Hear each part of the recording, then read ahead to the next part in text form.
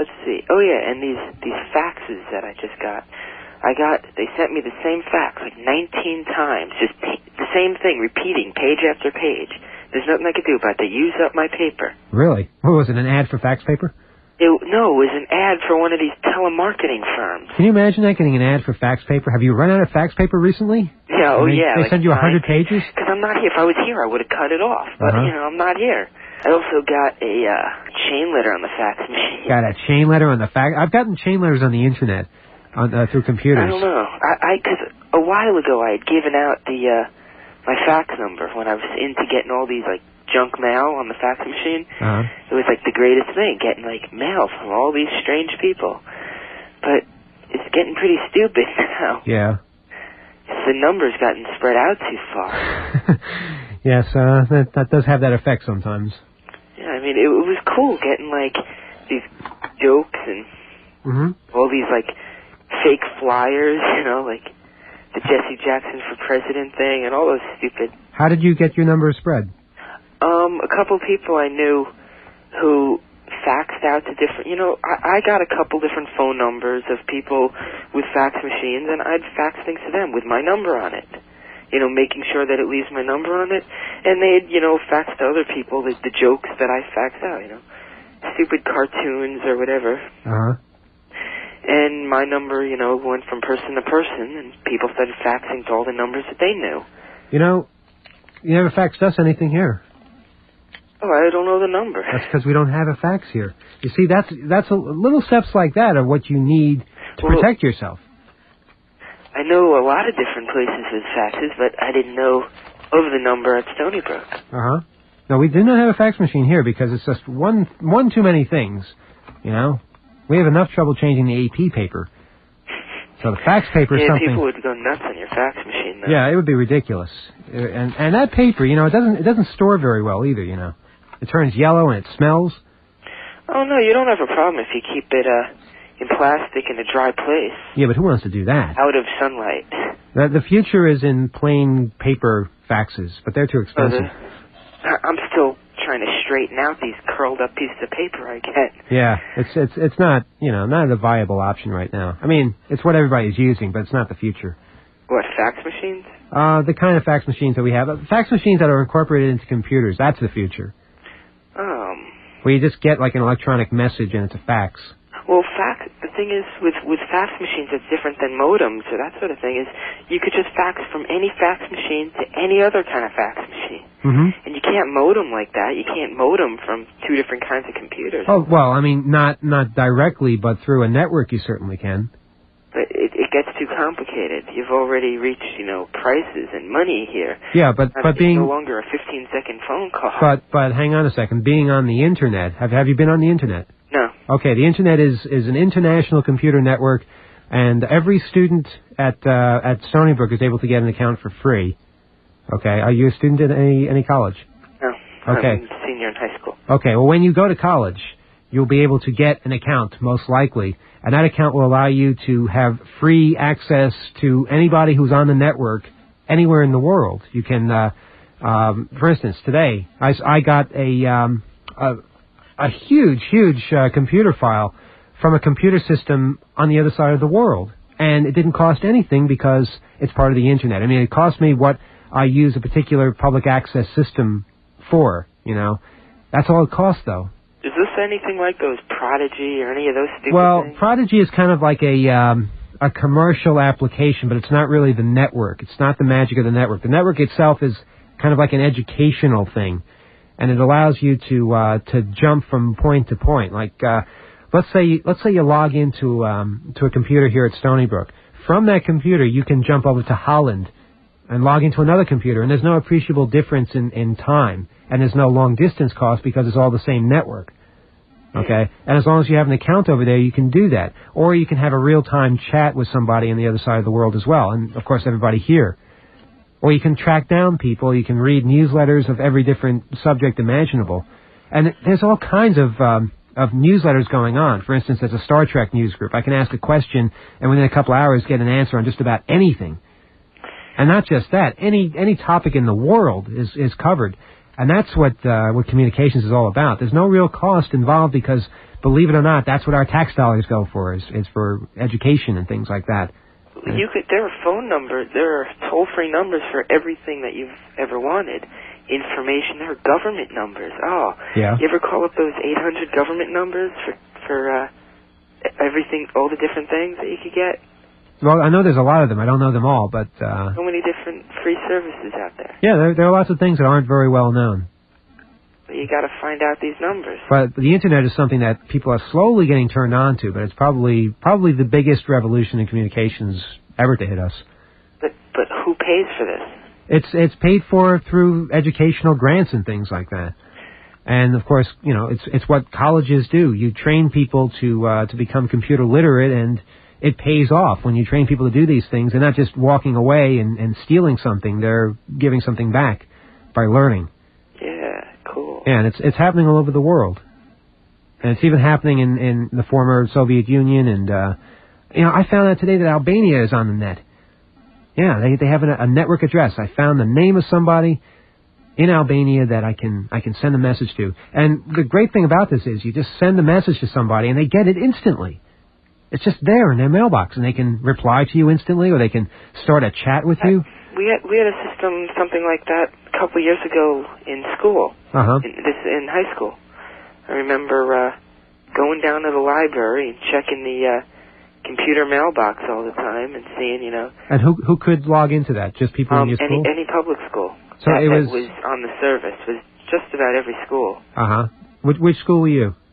Smithtown. Smithtown. Was this some kind of? It was like just a network serving all the high schools of Suffolk County. Put out by, I think, Newsday, but I'm not sure. Newsday. Well, imagine something like that where every single university in the world is hooked up. The world, because this was New York State, and it was fantastic. Just, you know, getting stuff from, being able to talk to people just somewhere else. You know, get messages and. Yeah. Great. Yeah. Being able to find out what's going on somewhere else, and you know. The world, that's fantastic. Yeah, it's something that when you are able to provide something to people and allow them easy access to it, the possibilities are endless. If you charge fees, you know, for every little thing, like New York Telephone charges you for everything you do with your phone. You use *69. 75 cents on top of the call in the first place. That's ridiculous. Of course it doesn't cost them 75 cents every time you use *69. But the Internet is not like that. The Internet is run by nonprofit organizations, so they're not interested in making money, so they don't rip you off, and you get the best out of it. You make whatever it is you want to make out of it. You know, some people just play games on it. Some people learn a lot on it. Some people write. Some people communicate with other people. I used to modem into some game services on Commodore computer, but no one has those anymore, so that's a waste. No, you'd be surprised. A lot of people do have Commodores still. Really? And they're fiercely allegiant to them. Why? I don't know. I think it's kind of a defense mechanism, but they're Commodore. They don't call them Commodore user groups anymore. They call them Commodore support groups. Commodore support. Yeah, it's kind of like an emotional thing, and they I don't know. Hey, I learned how to program on that. Come on. Yeah, well, a lot of people did, and I guess they feel kind of you know, like they'd be betraying them. Their eternity of whatever 8 years of learning every command. Yeah, well, you know, I just retired an old computer not too long ago. Hoax. A good friend of mine that you know, was with me in the early days, but it just got too slow. So computer. I had to retire it. It was an MS-DOS computer, but it was you know, an 8-bit computer, 8-bit/16-bit computer. It was kind of slow, you know, like about 8 megahertz. And now, you know, jumping up to 40 megahertz is a bit of a change. We just got a Tandy laptop, more powerful, faster, more powerful, with a hard drive, cheaper than my dad's business computer. Oh, I mean, back in even 10, 15 years ago, the computers that filled an entire room, required air conditioning, cost $250,000. They're not as powerful as a PC these days, or a Macintosh. You know, they're junk. You need special equipment to run them. You need special circuits for electricity. You need air conditioning. And they don't do as much. Oh. So this world is changing quickly. I've been figuring out how to get the phone numbers to different computers just by when you're at the place, like at school or whatever. Right. They have the phone jack, you know, right there, and it always has a phone number printed right on it. Well, that's one simple way of doing it for sure. Well, I mean, there's also, once you're in the computer, you could get to the phone line and just have it dial up 511 for you. Uh-huh. Oh, you know about 511, huh? I think I heard that here, actually. Oh, okay. But I knew a different one that worked. Yeah, 958 is the original one. Yeah, that's the one that I used to do. Yeah, and 511 works in a lot of places, too. 511 will work if you have a digital switch, which means that you're capable of doing all kinds of amazing things with your phone. Which is pretty much every public phone. It's pretty much every place now, but there are some places that don't have it. Well, all the new ones. Yeah, the new ones. Pretty much everywhere around here is digital. And soon everywhere will be digital, everywhere will be fiber optic, and caller ID will be a national thing. Well, once all the fiber optic gets into it, there'll be no video business anymore.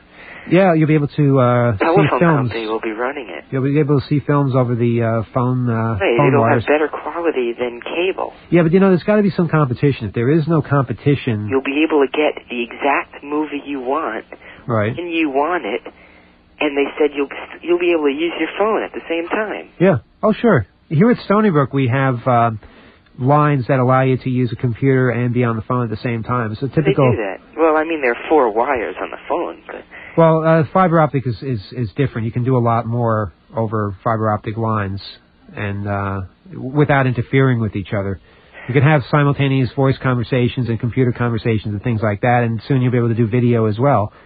That's nuts. That you could have so many things going on in the same thin piece of glass with light bouncing around in it. Well, just look at a computer chip and think about how much is going on inside there. Well, it's all just on-off switches. Yeah, ones and zeros. Ones and zeros. That's all it is. But without competition on the local level, though, we don't have any competition. We have long-distance companies. We can pick MCI or Sprint or AT&T, but locally we just have New York Telephone, and we don't have any choice. And until that changes, we're subject to their whims. They charge us... Why don't we complain to someone? Well, the Public Service Commission is who we're supposed to complain to, but they're not exactly the most competent people in the world. So we have to, write letters and call up radio programs and things like that. So that's what I did. I called up a radio. Oh, there you go. You took the first step. Took the first step. I'm brain damaged. Yeah. Well, that's what it's all about. Okay. Well, I'll let you get to somebody else. All right. It's been a most invigorating discussion. Okay. Thanks for calling. Bye. Boy, that really got into high tech and all, didn't it? Yeah. There's a lot of changes going on out there, and if you blink your eyes, you're going to miss it. So don't blink your eyes. Blink your eyes, but don't keep them closed. And don't say, I can't stand it when people come up to me and say, oh, I don't know anything about computers and I can never learn. It's nonsense. Everybody can learn something. And it's nothing to be afraid of. It's nothing to be, to think that you're incapable of doing. It's like riding a bicycle. It really is. You can fall off and you can get back on. It's no big deal. There's unlimited opportunities. The hardest thing is the initial point of access. And that's where it takes a little bit of imagination. But once you conquer that, there are no limits. It's 22 minutes after 1 o'clock. This is Brain Damage. Let's look at another fun fact from the Harper's Index. Oh, let's see. How about this? Since 1970, 390% increase in the number of American women working more than one job. 390%. And number of men working more than one job has only gone up 19% since 1970. How's that for equality? I still can't believe Korean noses cut off. Ooh. 20,000 Korean noses. Oh, what are you going to do? I can't even fathom what that looks like. How about this? Percentage of American vegetarians who say they eat red meat once a week. 10%. 10% of you vegetarians out there are eating red meat once a week. How can you be a vegetarian if you do that?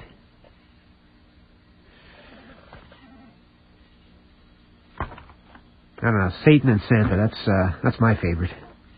Only takes one letter to change them both into each other. 24 after 1, 9 degrees Celsius. Yeah, the temperature's going up. I don't know why.